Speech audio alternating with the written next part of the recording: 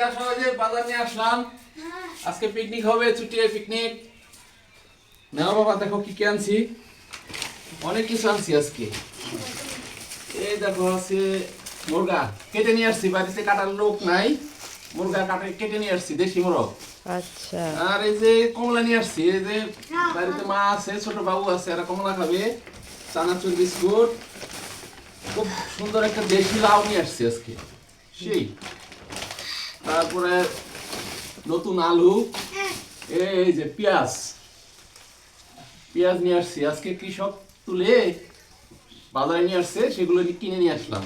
আর অনেক কিছু আছে, মাছ আছে। সবচেয়ে বড় আকর্ষণ যেটা, সেটা হলো আজকে মাছ, নদীর মাছ।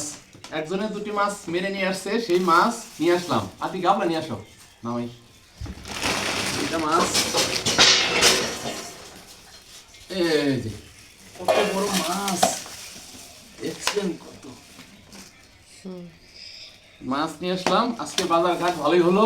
একটু পরে রান্নাবাড়ি, কাটাকাটি শুরু হবে, রান্নাবাড়ি হবে, সবই দেখাবো বন্ধুরা। দুটি নদীর কালবাউস নিয়ে এসেছি।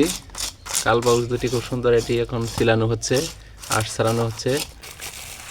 তো আজকে ঝিনাই নদীর মাছ, খুব ভালো মাছ। পরিষ্কার করে নিচে আঁশ ছাড়িয়ে নিয়েছি, তাহলে আমার কাটতে অনেক সুবিধা হবে। এটাকে আঁশ ছাড়াতে বেশি সময় লাগে না, খুব তাড়াতাড়ি হয়ে যায়। অল্প কিছুক্ষণ সময়ের মধ্যে মাছটা পরিষ্কার করে নেব। মাছ এখন কাটা হচ্ছে। মাছে অনেক তাজা রক্ত, মাছটা অনেক ভালো, ফাইন। আমাদের বটিটাও খুব ভালো, নতুন একটা বটি আনছি। একটা বটি আনা হয়েছে বড় মাছ কাটার জন্য। মাছটা অনেক ভালো, তাজা তাজা, হ্যাঁ।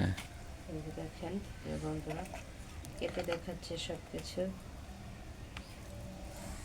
এখন আমি কাটাগুলো ফেলে দিচ্ছি। মাছের কাটা এগুলো ফেলে দিতে হয়। এগুলো আবার কিছু কিছু কাটা আছে তেল দিয়ে ভালো করে ভাজলে ভালোই লাগে। তো মাছের যে নাড়িভুড়ি বা তেল জাতীয় কিছু থাকে, এগুলো যদি ভাজা হয় পেঁয়াজ রসুন দিয়ে, খুবই টেস্টি। এগুলো খাওয়া